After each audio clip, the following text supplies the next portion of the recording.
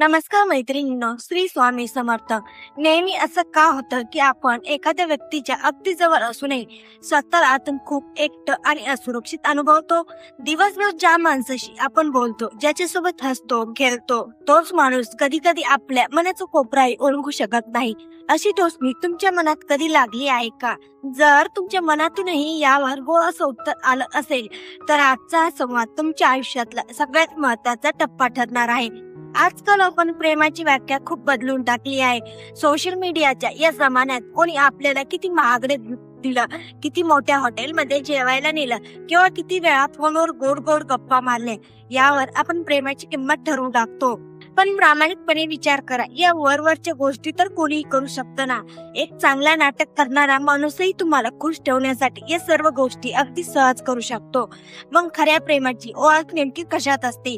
आपण अनेकदा नातं बिघडलं की नशिबाला दोष देतो, पण खरं सांगू का, सुंदर नाती नशिबाने आकाशातून पडत नाहीत, तर ती योग्य समजुतीने आणि मनापासून घेतलेल्या काळजीने हळूहळू फुलत असतात. जेव्हा एखाद्या पुरुषाचं तुमच्यावर मनापासून प्रेम असतं, तेव्हा त्याच्या मनात तुमच्याविषयी एक वेगळीच ओढ असते.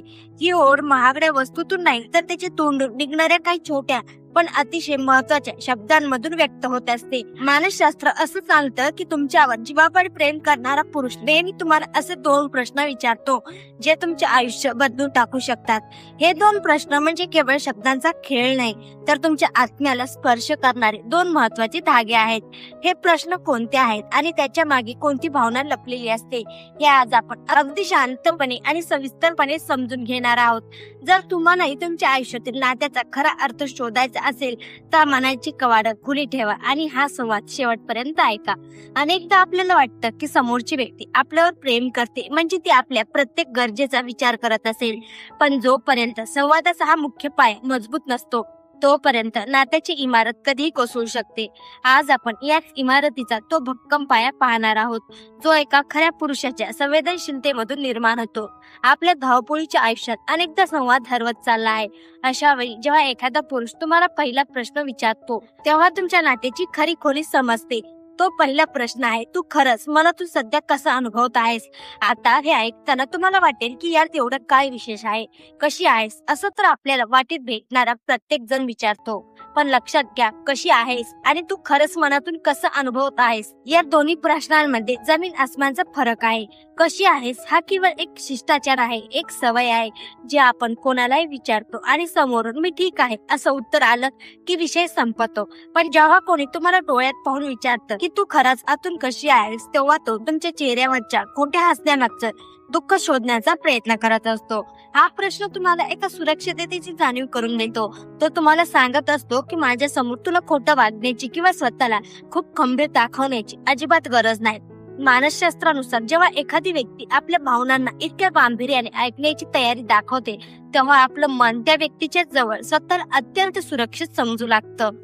जो पुरुष फक्त नावापुरता तुमच्याशी जोडला गेला आहे, तो हा प्रश्न कधीच विचारणार नाही. त्याला तुमच्या वेदनेशी किंवा त्रासाशी काहीही देणं घेणं नसतं. त्याला फक्त तुमच्या आनंदाच्या क्षणामध्ये सहभागी व्हायचं असतं, कारण तिथे मजा असते, मनोरंजन असतं. पण तुमचं दुःख ऐकण्यासाठी मनामध्ये एक अथांग शांतता आणि ठहराव लागतो, जो फक्त खऱ्या प्रेमातच असू शकतो.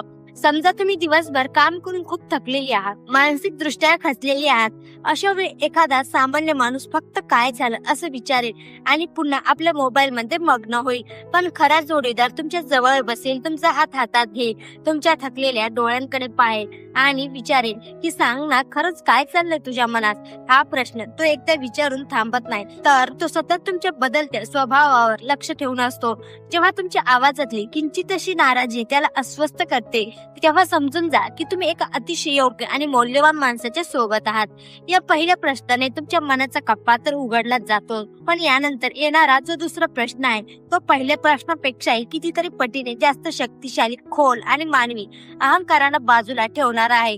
तो दुसरा प्रश्न म्हणजे, तुला या क्षणी माझ्याकडून नेमकी काय अपेक्षा आहे किंवा तुला माझ्याकडून काय हवे आहे.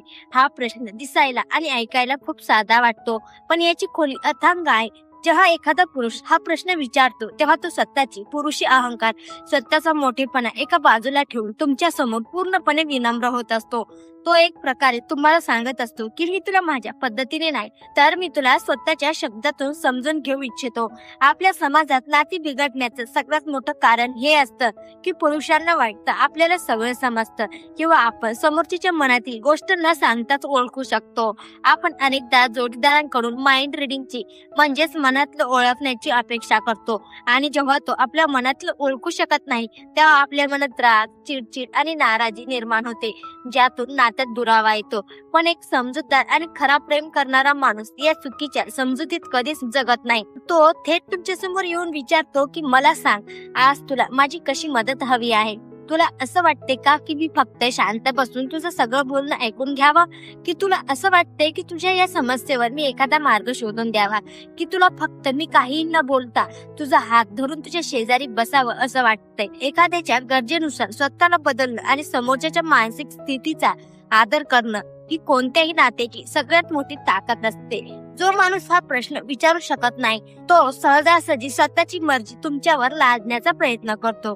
तो स्वतःच ठरवतो की तुमच्यासाठी काय चांगलं आहे आणि काय वाईट. जेव्हा तुम्ही रडत असता किंवा त्रस्त असता तेव्हा तो म्हणतो की तू उगीच जास्त विचार करतेस, बाकी काही नाही. तिथेच त्या सुंदर नात्याला पहिली तडा जाते.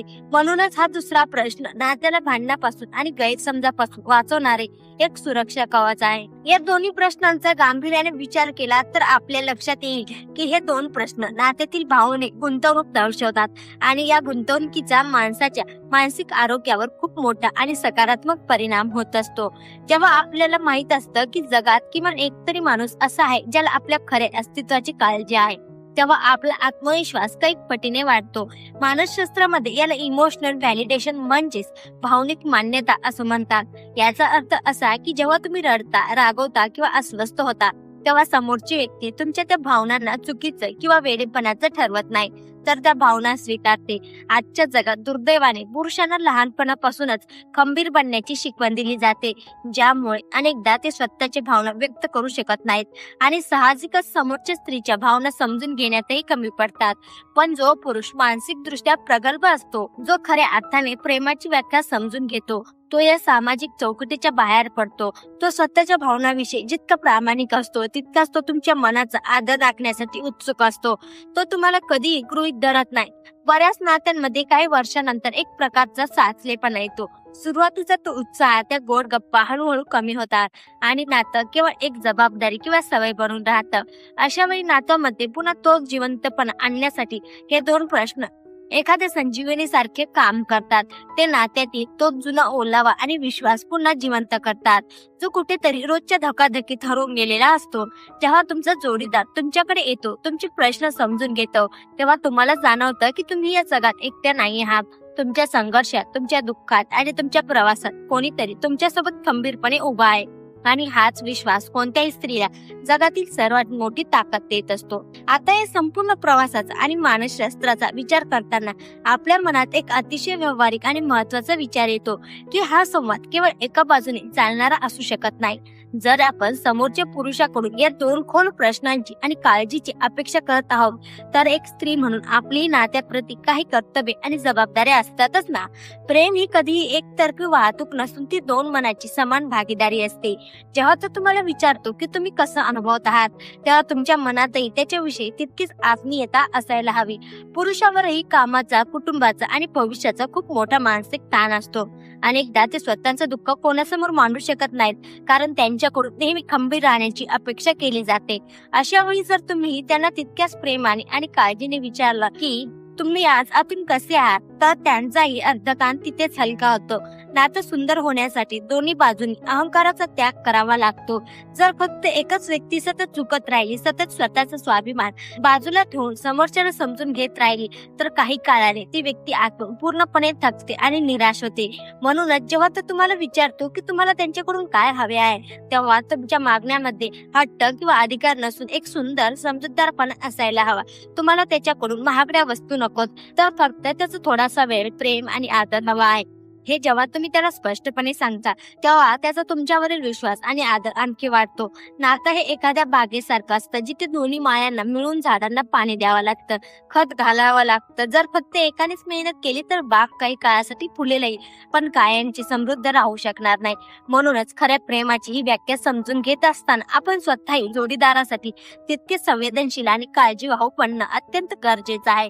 अनेकदा आपल्या समाजात असं पाहिलं जातं की काही नाती वर्षानुवर्षे टिकतात, पण त्या नात्यामध्ये अजिबात आनंद किंवा जिवंतपणा नसतो. ती नाती फक्त समाज काय म्हणेल किंवा मुलांचे भविष्य काय या भीतीने ओढली जात असतात. अशा नात्यांमध्ये राहणारे लोक आतून खूप एकटं आणि खचलेलं अनुभवतात. जर आपण मानसशास्त्राच्या दृष्टीने पाहिलं तर अशी मृत नात्यांपेक्षा निरोगी संवाद असलेले नाते कधीच श्रेष्ठ असते. जर तुमच्या मनात हा विचार येत असेल की आपल्या नात्यात हा संवाद का नाही, तर आजच शांतपणे बसून विचार करण्याची वेळ आली आहे. अनेकदा जोडपे एकत्र राहतात, एकाच घरात राहतात, एकाच पलंगावर झोपतात, पण त्यांच्या मनात मोलोनमलाचे अंतर असते. हे अंतर का निर्माण होते? कारण त्यांनी एकमेकांना प्रश्न विचारणे बंद केलेले असते. त्यांनी एकमेकांना गृहीत धरलेले असते. त्यांना वाटत असते की आता काय नवीन बोलायचं, सगळं तर माहिती आहे. पण माणूस दररोज बदलत असतो, त्याचे विचार बदलत असतात, त्याची भावना बदलत असतात. म्हणूनच आपल्या जोडीदाराला दररोज नव्याने समजून घेण्याचा प्रयत्न करणे हेच खऱ्या प्रेमाचे गमक आहे. आजचा संवाद तुम्हाला याच गोष्टीची आठवण करून देण्यासाठी आहे. जर तुमच्या आयुष्यात अशी व्यक्ती नसेल जी तुम्हाला 2 प्रश्न विचारू शकेल, तर निराश होण्याची गरज नाही. सुरुवातीला तुम्ही स्वतःहून संवाद सुरू करू शकता. कदाचित तुमच्या जोडीदाराला आपल्या भावना कशा व्यक्त करायच्या हे माहित नसेल. कदाचित तो अशा वातावरणात वाढला असेल जिथे या गोष्टींना महत्त्व दिले गेले नसेल. अशा वेळी तुमच्या एका छोट्या आणि गोड पुढाकाराने त्याच्या मनातील कुरूप उघडू शकते. नात्यात कोणी लहान किंवा मोठं नसतं. जो आधी पुढाकार घेतो तो नात्याला जास्त जपतो, हेच खरं आहे. प्रत्येक नात्याची एक मर्यादा आणि एक सुंदर लय असते. आपण समोरच्याकडून खऱ्या प्रेमाची अपेक्षा करत असताना आपण स्वतःही तसंच वागत आहोत हा विचार करणे तितकेच गरजेचे आहे. आज आपण ज्या 2 प्रश्नांबद्दल बोललो ते केवळ एका बाजूने लागू होत नाहीत. नातं तेव्हाच परिपूर्ण होतं जेव्हा दोन्ही बाजूने एकमेकांच्या मनाचा आदर केला जातो. जर तुमच्या आयुष्यात अशी काळजी घेणारी व्यक्ती असेल तर तिलाही वेळोवेळी सांगा की ती तुमच्यासाठी किती महत्वाची आहे. स्वतःच्या भावना कधी मनात दाबून ठेवू नका. कधी कधी आपण खूप गोष्टी गृहीत धरतो, पण प्रेम हे व्यक्त केल्याशिवाय समोरच्याला समजत नाही. जर आजच्या या संवादाने तुमच्या मनात थोडी जरी वैचारिक खळबळ ओढून दिली असेल, जर तुम्हाला वाटत असेल की यातला प्रत्येक शब्द तुमच्या जगण्याशी जोडलेला आहे, तर आपल्या माणसाशी मनापासून संवाद साधायला आजपासून सुरुवात करा. आयुष्याचा हा प्रवास खूप छोटा आहे आणि या प्रवासात आपल्या पाठीशी खंबीरपणे उभी राहणारी, आपल्या मनाची काळजी घेणारी व्यक्ती असणे हेच या जगण्याचे सर्वात मोठे सार्थक आहे. त्यामुळे नात्यात कधी अशा गोष्टीसाठी तडजोड करू नका ज्या तुम्हाला आतून पूर्णपणे संपवून टाकतील. नेहमी स्वतःचा आदर करा आणि जोडीदारालाही तोच आदर द्या.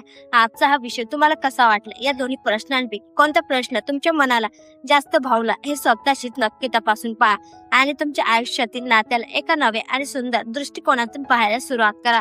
तुमचं आयुष्य आणि तुमची नाती नेहमीच आनंदाने आणि समाधानाने भरत राहावं हीच सदिच्छा.